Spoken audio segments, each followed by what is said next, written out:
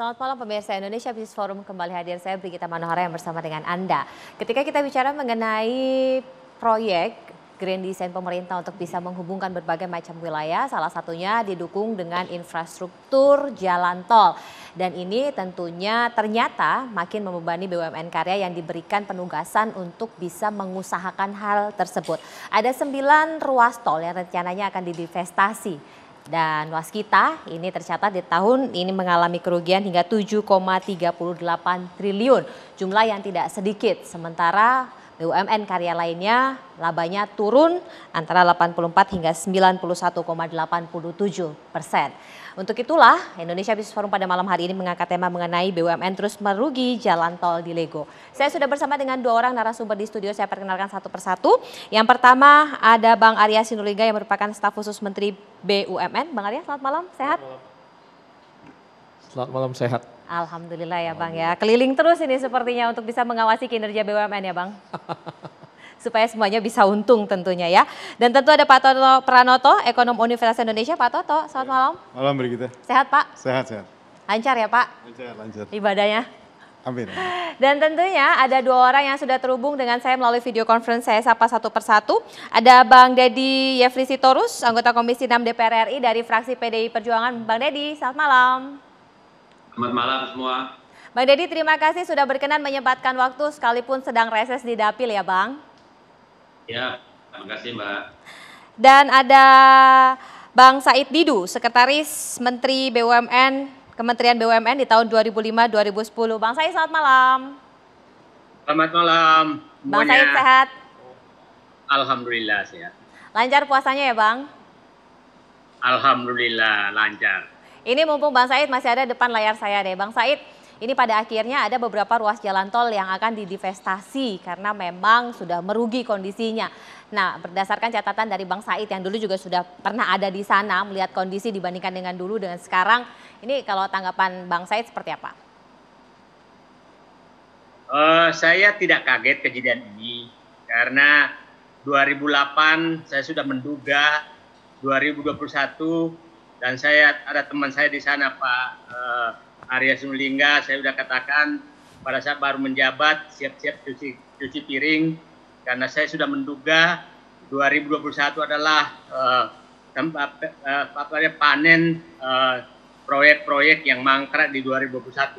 Perkiraan saya memang terjadi demikian, jadi saya nggak kaget sebenarnya kejadiannya. Kenapa saya tidak kaget? Karena saya agak paham bahwa penugasan saat itu 2014-2015 itu konsep penugasannya benar, yaitu bahwa jalan tol yang tidak layak atau infrastruktur yang tidak layak diberikan penyertaan modal negara dari pemerintah untuk menutupi ketidaklayakan tersebut. Itu memang sesuai dengan pasal 66 Undang-Undang BUMN, bahwa apabila pemerintah memberikan penugasan kepada BUMN dan tidak layak secara ekonomi, maka pemerintah harus mengganti kerugian ditambah margin yang layak, itu pasal undang-undang. Nah, tapi pada saat 2017 kebijakan itu dicabut, tapi penugasan terus berlanjut. Nah, di sini saya bilang akan terjadi ketidaklayakan dan BUMN konstruksi akan menghadapi kerugian. Saya perkirakan memang tahun 2021 karena pada saat itu 2021 jalan tol sudah selesai semua. Nah, pada saat selesai akan terjadi 3 beban keuangan sekaligus datang, 1 beban bayar utang, 2 beban penyusutan, dan 3 beban untuk operasional. Sementara pemasukan pasti tidak mencukupi. Nah, itulah yang terjadi sekarang. Jadi saya katakan sekarang ini memang tidak mengagetkan bagi saya. Yang problem sekarang adalah bagaimana memitigasi persoalan ini karena ditambah masalahnya bertambah parah karena kasus corona datang. Jadi walaupun tidak ada corona, saya sudah menduga bahwa ini akan terjadi masalah ini karena memang jalan yang ditugaskan itu tidak layak.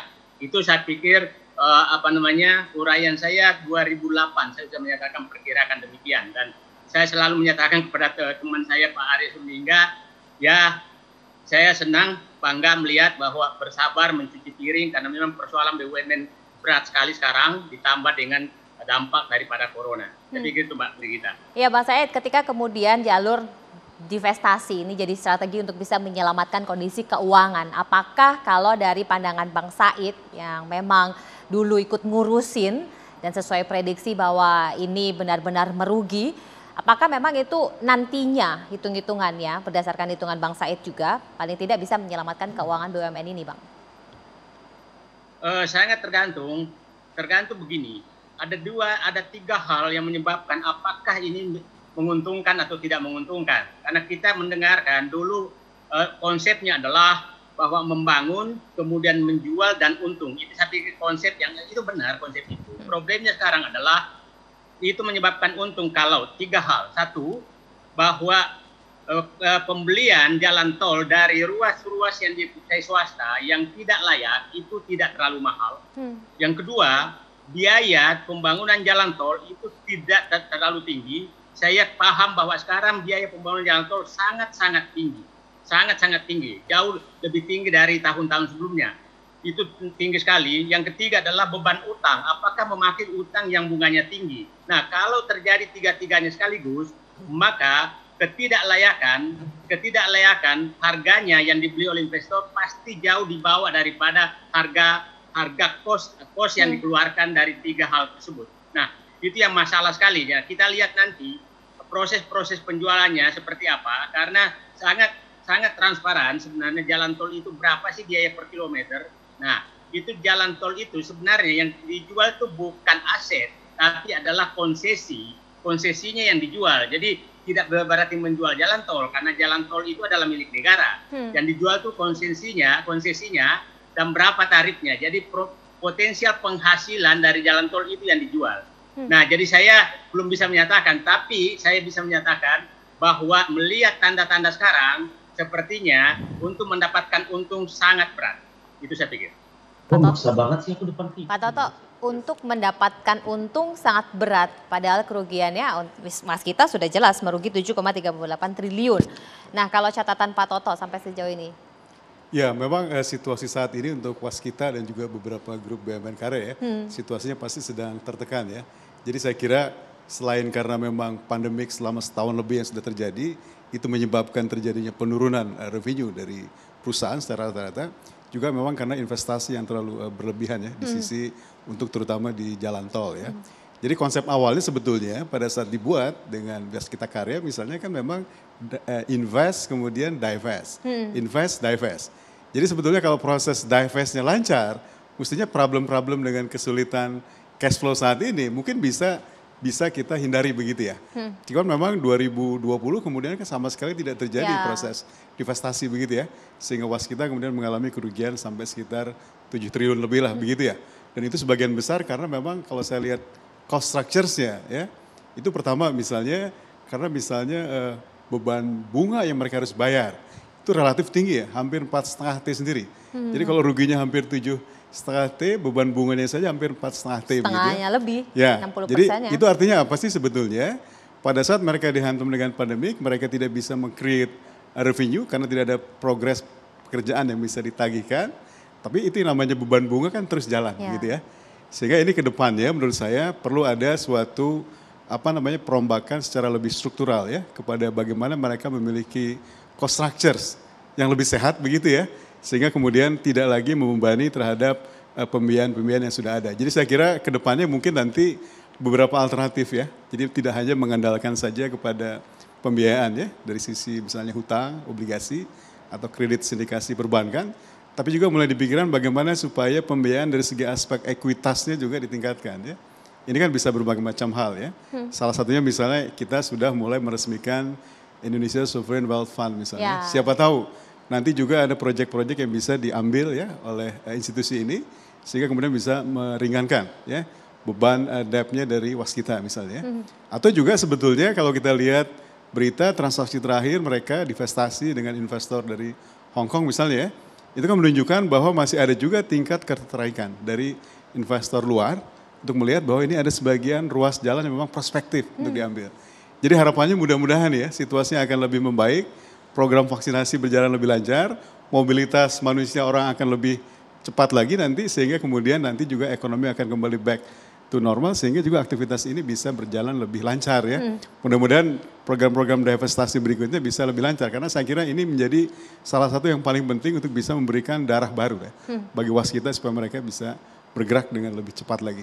Ada beberapa strategi tadi yang sudah diungkapkan oleh Pak Toto supaya bisa menyelamatkan agar kerugian tidak semakin dalam mengingat bunga utangnya terus berjalan dan ternyata bunganya justru lebih besar dibandingkan beban operasional yang harus ditanggung. Lalu seperti apa kemudian Kementerian BUMN menyusun strateginya dan bagaimana DPR melakukan pengawasan dan kontrol tugas-tugas dari BUMN itu sendiri supaya bisa menghadirkan laba bagi anggaran kita. Sesaat lagi kita akan lanjutkan, tetaplah di Indonesia Business Forum. Periode ini mereka yang ada di Kementerian BUMN tugasnya cuci piring tadi kalau kata Bang Said. Tetapi ada strategi-strategi yang Pak Toto sudah sampaikan. Kita konfirmasi langsung ke Bang Arya. Bang Arya, ini melihat kerugian kemudian penurunan labanya yang sedemikian dalam. Ini kalau dari Kementerian BUMN melihat kondisi BUMN karya bagaimana kemudian strateginya? Ya, ini yang pertama mau saya luruskan. Bukan karena mereka rugi maka mereka menjual jalan tol. Memang waskita, Wika, dan lain-lain itu memang kontraktor. Dia bukan perusahaan pengelola jalan tol. Beda sama jasa marga. Dia justru masuk ke jalan tol, ikut dalam ekuitas di situ, masuk dalam sahamnya. Tujuannya apa? Supaya dia dapat proyeknya di situ. Dia sebagai kontraktornya, bahan-bahannya semua dari waskita beton, dari mana dan sebagainya. Tenaga kerjanya juga semua dari waskita. Jadi ada dua keuntungan yang mereka dapat. Bahwa proyek tersebut itu mereka yang dapatkan. Kemudian setelah itu, setelah jalan tolnya jalan, mereka akan menjual bagian mereka itu. Memang begitu. Karena memang model bisnisnya waskita, PP dan sebagainya itu adalah memang bukan sebagai pengelola atau pemilik jalan tol. Dia memang kontraktor.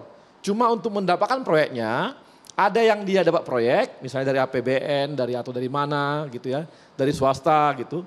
Tapi ada juga dia dapat adalah dengan cara dia ikut menanam modal untuk membangun jalan tol. Tapi setelah jalannya terbangun, dia jual lagi untuk dapatkan keuntungan. Pertama, kedua lagi keuntungannya. Yang pertama dia dapat keuntungan dia kontraktornya, yang kedua dia mendapatkan keuntungan dari penjualan sahamnya. Nah, sebenarnya ini model bisnis mereka. Hanya kemarin pada saat pandemi kemarin.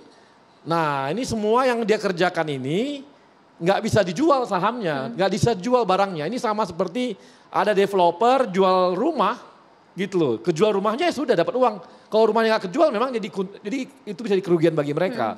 Dan terpaksa untuk bayar bunga dan sebagainya.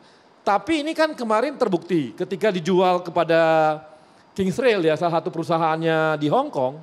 Mereka modalnya 400 miliar. Dijual 800 miliar, dia untung hampir 300 miliar dia untung itu. 360 miliar lah dia untungnya. Jadi yang mereka jual kemarin itu pun jelas-jelas menguntungkan bagi mereka. Jadi nggak jual rugi juga, nggak ada namanya jual rugi atau jual itu. Dan itu akhirnya itu kan mereka bisa tarik. Artinya apa? Hutang yang dipakai untuk menjalankan jalan tol tersebut dan juga bunganya kan lepas dia. Ya. Kemudian dapat uang lagi dia. Nah ini akan dipakai lagi untuk mengembalikan lagi yang namanya hutang-hutang dia dan bisa lagi untuk invest berikutnya di tempat lain. Nah sekarang ini ada beberapa ruas jalan tol yang akan mereka jual lagi.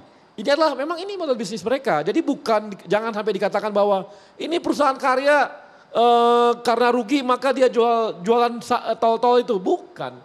Makanya seperti kemarin yang di Kuala Namo dan Tebing Tinggi dan sebagainya.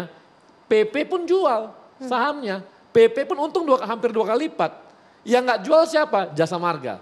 Karena Jasa Marga memang pengelola jalan tol. Dia nggak jual sahamnya di situ. Memang itu bisnisnya dia. Bisnisnya waskita bukan seperti itu. Gitu. Model bisnisnya memang seperti itu. Jadi ini saya mau tegaskan dulu. Jangan dikatakan bahwa karya-karya ini jual jalan tol karena dia merugi. Maka dia jual aset-asetnya. Bukan begitu. Itu salah sama sekali. Pemikiran itu salah sekali karena berarti orang tersebut tidak paham dengan model bisnisnya waskita, karya-karya yang lain memang dia adalah karya, yaitu kontraktor gitu. Bang, tadi Bang Said di awal sudah sampaikan bahwa memang sudah waktunya karena bisnis properti, bisnis kontraktor dan lain-lain ini memang ada kendala di tahun-tahun ini apalagi betul, pandemi ya. Ditambah pandemi semakin dalam. Jadi hampir semua bisnis kan begitu, saat ini memang banyak rugi, hampir apa sih yang nggak rugi saat ini hanya yang telekomunikasi dan kesehatan yang tetap beruntung gitu dari proses ini gitu. Hampir semua bisnis kan rugi gitu. Nah ini kan memang mereka terhambat gara-gara tidak bisa menjual investasi tadi seperti kata Bapak kita tadi bahwa ini adalah dia investasi. Ya begitu memang model bisnisnya. Ya Pak ya. Kan Pak Toto tahu juga hal itu gitu. Jadi ini yang perlu kita tegaskan. Nah sekarang adalah dengan adanya SWF kan seperti yang dikatakan oleh Pak Jokowi ya. Bahwa dengan SWF itu yang namanya lembaga pembiayaan Indonesia itu kan memang nanti fungsinya adalah mencari investor-investor untuk membeli infrastruktur ini gitu. Nah ini yang lagi dilakukan oleh LPI juga. Kita tinggal tunggu lagi nih teman-teman LPI bekerja untuk menjual ruas-ruas jalan tol yang dilihat memang bisa menguntungkan bagi waskita. Jadi kalau dibilang tidak menguntungkan. Tapi ada tidak strategi lain paling tidak untuk bisa menyelamatkan karena harapannya dari BUMN ini kan bisa memberikan support kepada APBN dari keuntungan bisnis mereka. Tapi dengan mereka merugi terus otomatis justru malah kita nanti akan keluar untuk penyertaan modal negara dimungkinkan seperti itu. Gini, kan harus tahu juga yang mereka bangun ini kan infrastruktur. Kepentingannya untuk siapa? Publik. Saya kasih contoh dengan saya gitu ya. Saya kan dari Medan di kampung saya gitu. Dulu saya ke tebing tinggi itu saya butuh 2 jam. Sekarang saya 45 menit saya sampai di sana. Itu kan untuk kepentingan publik, artinya semua adalah menggerakkan ekonomi rakyat di daerah tersebut. Demikian juga, coba sekarang berapa coba hitungannya dari Lampung ke Sumatera Selatan, Palembang. Dulu itu berapa jam, berapa belas jam, sekarang cuma 3-4 jam selesai ya, mungkin sekitar situ saya lupa. Tapi artinya ini kan sumbangan dia bagi negara ini, sumbangan dia untuk bangsa ini. Jadi tujuan kita BUMN itu tidak hanya soal dia memberikan dividen bagi negara, tapi juga dia memberikan sebuah sumbangan yang namanya untuk kepentingan pembangunan bangsa. Itu juga adalah bagian dari tugas BUMN. Seperti kata Pak Said itu tadi, ini nggak layak, maka BUMN jangan masuk. Justru salah satunya memang tugas BUMN itu adalah ketika swasta nggak masuk, lalu siapa yang masuk? Kalau bukan negara yang hadir, dalam pembangunan, lalu siapa dong? Nunggu swasta nggak selesai jalannya. Makanya karya yang bekerja, tapi karyanya harus menanggung beberapa lama. Gitu. Mas Said ada yang mau disampaikan barusan? Dari tadi ditutup mic-nya. Saya tidak menyatakan tidak masuk. Saya menyatakan bahwa sesuai dengan pasal 66 Undang-Undang BUMN, apabila pemerintah menugaskan kepada BUMN dan tidak layak secara ekonomi, maka pemerintah harus mengganti semua biayanya ditambah margin yang layak. Itu undang-undang, Bung Arya. Jadi bukan dilarang masuk. Jadi bukan salahnya BUMN sebenarnya. Ini bukan salah Kementerian BUMN juga, yang ngasih tugas juga harus ngasih uang dong kalau ngasih tugas kalau nggak layak. Gitu. Nah itu tugas Bung Arya melawan mereka yang ngasih tugas. Tapi yang pasti Pak Bang Sedidu senior bener nih kan, senior banget. Yang pasti kemarin terbukti kan ketika mereka bangun jalan tol dari Kuala Namo, Medan, Kuala Namo, tebing tinggi, mereka untung hampir 2 kali lipat. Itu kan artinya. Ini saya mau tanggapi yang ini, Bung Arya, di jalan tol itu ekuitas itu tidak seperti halnya dengan nilai karena itu milik negara. Betul. Yang dihitung dalam jalan tol itu adalah berapa kos total yang dikeluarkan untuk dijual. Nah, sekarang kos total kira-kira itu kan sekitar 1,4 triliun kalau 30%, ya kan? Ya. Nah, yang perlu dilihat kan dijual 824, jadi tidak salah juga publik menyatakan kok kosnya 1,4 dijual 824. Itu ekuitasnya betul 400 miliaran. Tapi ekuitas ini kan menyebabkan mengambil utang. Utang ini sudah menyebabkan bunga yang ditanggung oleh waskita. Waskita sudah menanggung utang loh. Jadi kalau mau dihitung total, berapa kos yang sudah dikeluarkan oleh waskita termasuk ekuitasnya, bukan di ekuitas saja. Nah, berapa opportunity yang hilang, itu yang harus dimasukkan, Bung. Jadi saya orangnya sangat rasional kok melihatnya gitu, sangat rasional, dan saya paham betul model bisnisnya bahwa memang begitu. Yang problemnya adalah kita lihat nanti nilai pasarnya benar nggak. Yang saya ingatkan saja hanya Bung Arya adalah tolong dicek, siapa tahu sudah tidak layak, utangnya ketinggian bunganya, kemudian pembelian ruas tolnya karena beberapa ruas dibeli dari swasta ketinggian. Itu yang menjadi masalah nanti. Nah, ini yang saya perlu jelaskan juga. Mungkin medianya tidak menjelaskan dengan detail. Dari ekuitas 1,4 triliun tersebut, ya, yang dimiliki oleh waskita itu hanya 30%. 15% oleh PP. Kemudian 55% oleh jasa marga. Nah, yang dijual adalah bagian dari waskita dan PP. Dari penjualan mereka, dari 31,4 tersebut, total dari mereka punya hanyalah, jadi dari 400 sekian ya, 400 sekian miliar modalnya si waskita ini, dia kejual 800. Kemudian di sana nggak dijelaskan, PP itu mendapatkan berapa? PP itu mendapatkan 2 kali lipat juga. Jasa marga nggak menjual, Bang. Makanya, jadi yang dijual, jadi 400 miliar dimiliki oleh PP, 800 miliar dimiliki oleh waskita. Jadi 1,2 T yang dia jual. Oke, saya jelaskan. Dari total 4,9 triliun biaya Kuala Namu, Medan Kuala Namu, itu 4,9 triliun. Ya. Kalau 30% kosnya ya, bukan ekuitas ya. Kalau 30% dari itu berarti 1,4 triliun. Itu ekuitas tambah tambah modal, tambah pinjaman dan lain-lain. Saya belum memasukkan bunga pinjaman loh, hanya kos saja. Nah, jadi bagi publik menyatakan untuk membangun jalan tersebut dibutuhkan 1,4 triliun untuk 30%. Oke? Yang dimiliki waskita. Yeah. Nah, di dalam 1,4 triliun itu ada ekuitas 400 miliar. Pertanyaan publik, kosnya 1,4 triliun, tapi kok dibangunnya 824 miliar? Itu sebenarnya persoalannya. Bukan, 800 miliar yang didapatkan oleh waskita. 400 miliar oleh PP, Bang. Nah, masalahnya, benar. Jadi totalnya 1,2 T. Totalnya saya ini. Saya mau membahas yang 30% saja yang milik waskita. Iya. Milik waskita 30%. 30%. Saya ulangi perhitungan saya. Iya. 4,9 triliun biayanya. Kalau dibagi 3 itu sekitar 1,4 triliun. Oke, betul. Bayar 30%. Biayanya ya, itu waskita saja. Saat itu ada di dalamnya, jadi waskita sudah membiayai itu 1,4 triliun. Jatah dia. Sekarang termasuk ekuitas dijual dengan 824 miliar. Nah, pertanyaannya selisihnya itu, nah, bukan ekuitas saja, ada utang di dalamnya. Betul. Baik, gitu loh. Baik, lalu Betul. bagaimana tanggapan dari DPS sesaat lagi? Kita akan kembali usai jeda. Ini saya langsung deh ke Bang Dedi selaku mitra dari BUMN. Nah, catatannya dari Komisi 6 sampai sejauh ini bagaimana? Kok meruginya lumayan dalam ini sampai 7 triliun? Ya, pertama-tama saya ingin sampaikan dulu bahwa ini adalah kebijakan dari pemerintahan Pak Jokowi ya. Yang diambil karena apa? Karena kita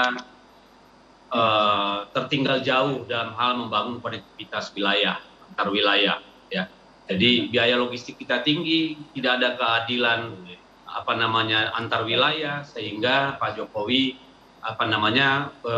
memutuskan membangun tol begitu panjang ya.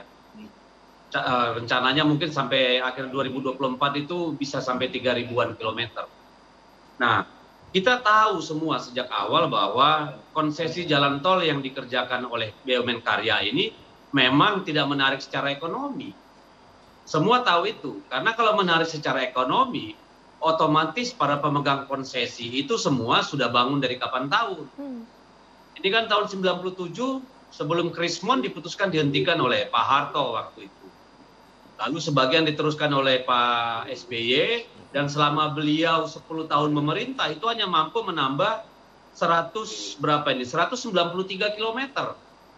Kalau gaya ini diikutin, maka mungkin perlu 100 tahun lagi kita bisa membangun seperti yang sekarang dibangun Pak Jokowi. Tentu kan kerugian buat kita ketika harus bersaing dengan negara seperti Vietnam, Kamboja, dan seterusnya. Nah, sekarang kenapa waskita karya? Ini kan seolah-olah seperti yang dikatakan oleh Arya tadi, bahwa ini karena rugi jual konsesi salah. Karena bisnis prosesnya memang seperti itu.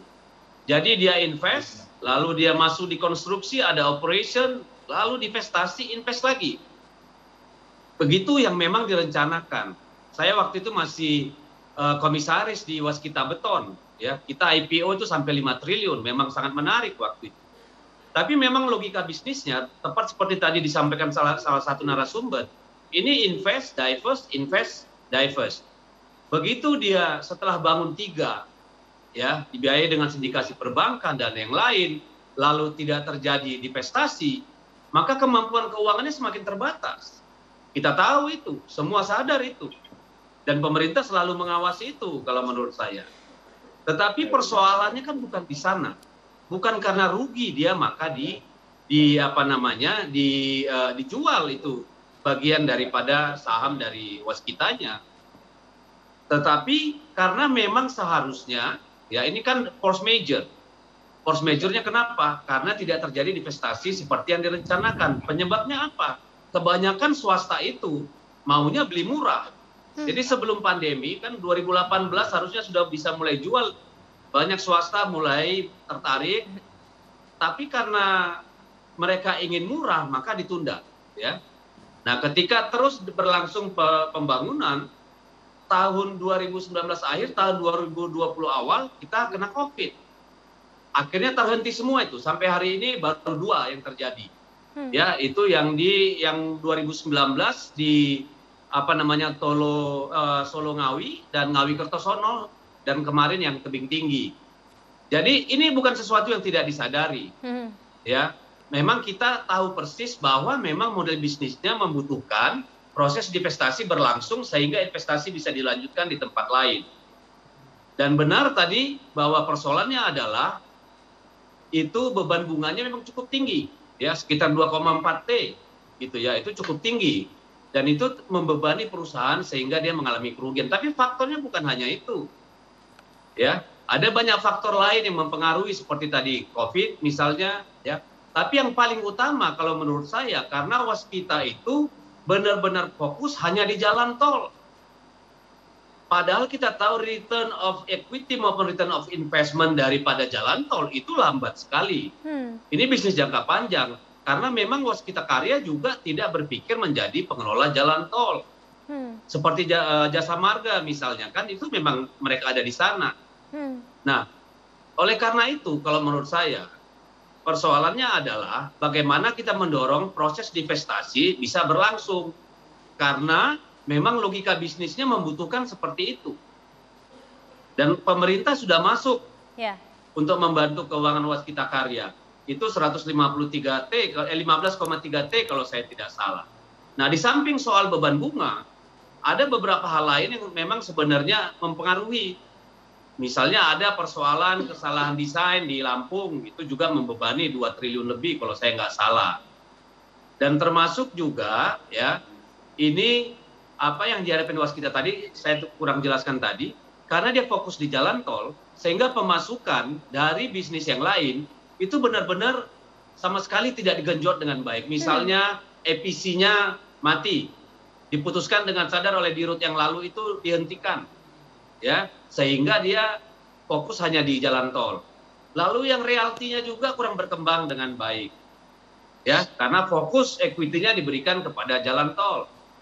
Tulang punggungnya dari kemarin itu memang hanya waskita beton dan cukup menopang waskita untuk waktu yang cukup lama. Tetapi kemudian kan dia menghadapi banyak persoalan juga ketika induknya waskita mengalami kesulitan keuangan, di mana porsi dari bisnis waskita betonnya juga itu 75% saya kira dari internalnya mulai bermasalah. Gitu.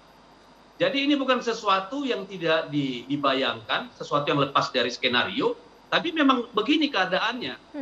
Sayang sekali ada pandemi, sayang sekali kemarin tidak mengembangkan dengan maksimal bisnis yang lain, dan satu hal saya ingin titip, ada yang kurang dari pemerintahan di periode yang pertama. Yaitu ketika memberi PMN itu tidak fokus. Saya pernah sampaikan bahkan kepada menteri sebelumnya bahwa kalau BUMN dipaksa seperti itu terus-menerus, ya, tetapi PMN diberikan secara acak, tidak fokus pada satu segmen sektor yang diinginkan. Misalnya nih, kalau 2015 38 triliun PMN diberikan pada sektor transportasi, hasilnya sudah sangat terasa. Sehingga beban utang bisa berkurang. Tahun berikutnya baru masuk di pangan, tahun berikutnya energi. Tapi kan memang kita ini membangun semuanya dalam waktu yang bersamaan. Nah, saya kira mitigasi sudah dilakukan oleh pemerintah. Mari kita berdoa saja, berharap, mendorong, membantu supaya divestasi saham milik waskita ini di ruas-ruas jalan tolnya yang memang sejak awal rencananya untuk di-divest, ya itu bisa berjalan dengan baik. Kalau ini terjadi, divest yang direncanakan tahun ini aja, itu memangkas utangnya sampai 40 triliun. Jadi saya kira itu akan cukup membantu untuk dia keluar dari jebakan masalah yang ada sekarang. Jadi jangan salah, bukan karena kegagalan dari waskita, maka harus jual saham. Tapi memang model bisnisnya mengharuskan dia berinvestasi setelah melakukan investasi. Baik, jadi memang sebenarnya sudah diprediksi bahwa kondisi ini akan terjadi dan strategi jangka pendek termasuk jangka panjang apa yang kira-kira bisa diambil sesaat lagi tetaplah bersama kami. Jadi kira-kira strategi apa yang bisa dilakukan? Ini ada 2 menit, saya bagi 1 menit. Silakan Pak Toto dulu deh. Oke, jadi saya kira situasi yang paling penting buat waskita karya untuk mempertahankan sustainability ke depan ya. Saya kira yang pertama adalah strategi portfolionya harus diatur ulang. Jadi jangan semuanya begitu, proyek-proyeknya sifatnya semuanya jangka panjang. Misalnya proyek jalan tol tadi disampaikan itu proyek jalan jangka panjang semua kan. Jadi sekali ada hit, kena problem, maka otomatis semuanya juga ikut terkena. Sehingga mulai harus diatur bagaimana portfolio itu mungkin kombinasi antara proyek-proyek jangka menengah, jangka panjang ya. Sehingga mereka bisa atur portfolionya dengan lebih baik sehingga kalau ada masalah-masalah mereka bisa atasi dengan lebih baik. Kedua juga saya kira penting adalah karena banyak kali penugasan-penugasan dari pemerintah ya. Jadi saya kira idenya Menteri BUMN Pak Erick Thohir ya, mungkin sebulan lalu kalau nggak salah bilang bahwa sekarang untuk penugasan-penugasan PSO berikutnya harus ada persetujuan ya dari Menteri Teknis dan Menteri Keuangan. Sehingga jelas siapa yang bertanggung jawab. Jadi maksudnya gini, karena kalau saya lihat struktur laporan keuangan yang 2020 ya, misalnya masih ada sisa piutang sekitar 10 apa 11 T ya. Di antaranya misalnya ada tagihan kepada pemerintah yang belum dibayarkan, mungkin hampir sekitar 2 T. Kepada BUMN lain seperti HKH misalnya ya, hampir 5 T begitu. Ini kan semuanya adalah proyek-proyek penugasan. Sehingga kalau kemudian PSO-nya diatur dengan lebih bagus, sehingga ada yang bertanggung jawab. Siapa yang nanti akan membayar terhadap penugasan yang diberikan kepada BUMN karya ini. Jadi kalau itu diatur saya kira akan lebih baik lah buat banyak BUMN karya yang lain juga. Jangan sampai sinerginya ini sinergi untuk kong kali kong atau cincai soal utang akhirnya nggak kebayar-bayar juga ya secara portofolio nggak bagus. Bang Said silakan.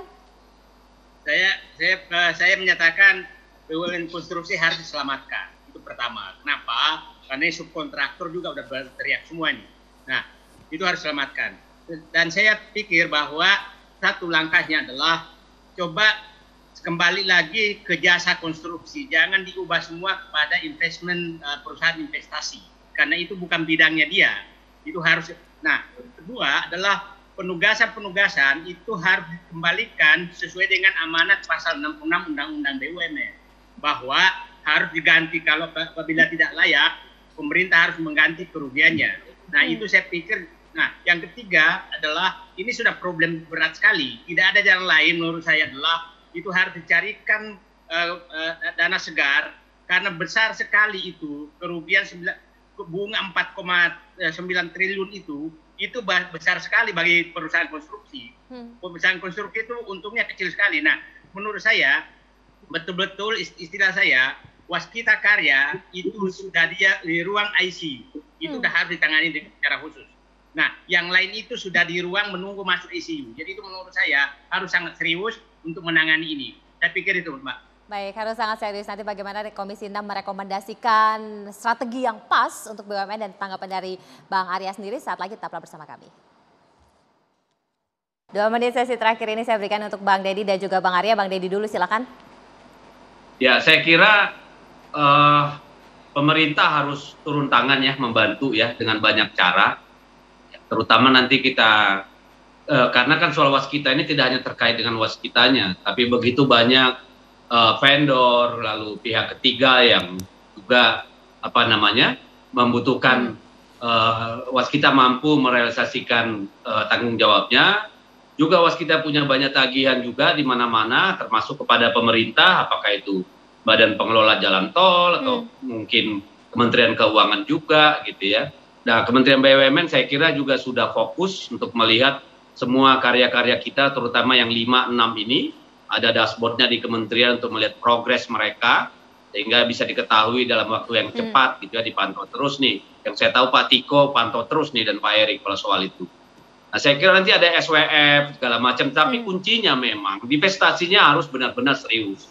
Baik. Jadi mungkin bisa dibantu itu sama Pak Bahlil nanti kalau udah jadi menteri. Sudah diangkat. Ya, itu katanya kabarnya jadi menteri itu BKPM Iya, ya. ya. Baik. Cepatlah cari strategic partner ya, strategic investor. Karena sebenarnya kayak Hong Kong itu banyak yang tertarik untuk divestasi, tapi kan tidak ada yang mengguidance mereka. Ya, ini yang perlu segera dilakukan dan saya harap pemerintah, terutama Kementerian Keuangan dan PUPR juga ikut sertalah mensiasati bagaimana supaya beban yang ditanggung oleh waskita itu tidak menyebabkan mereka terpuruk terlalu jauh. Karena bukan hanya waskita ini, nanti HK juga perlu dibantu nih kalau menurut saya. Ya, itu yang saya bisa sampaikan, Mbak. Mudah-mudahan mereka bisa keluar dari persoalan dan pemerintah serius dan fokus menyelesaikan persoalan-persoalan. Bang Arya silakan. Ya, yang pertama kan jangka pendek jelas ya, bahwa dengan adanya SWF itu, maka kita harapkan ada divestasi terhadap jalan tol ataupun proyek-proyek yang dimiliki oleh teman-teman karya ini. Jadi kita harapkan dengan langkah tersebut, maka ini dalam waktu setahun ini, maka teman-teman seperti waskita dan kawan-kawan yang lainnya itu bisa mendapatkan divestasinya. Itu adalah langkah yang paling cepat.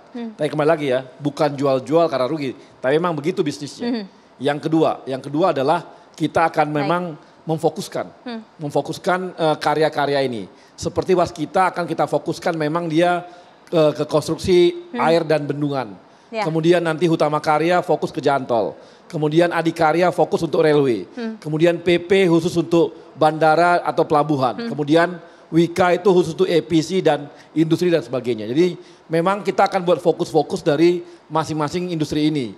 Dan yang ketiga tadi adalah seperti yang dikatakan tadi oleh Pak Toto dan yang lainnya juga oleh Mas Dedi dan yang lain bahwa Pak Menteri kita juga sudah menentukan bahwa setiap penugasan maka Kementerian Teknis dan Kementerian Keuangan sudah sepakat dulu sehingga kita bisa melakukan penugasan kepada karya-karya kita ke depannya gitu. Jadi semua tugas pemerintah tetap akan kita kerjakan dan ini bisa mempersehat juga karya-karya kita.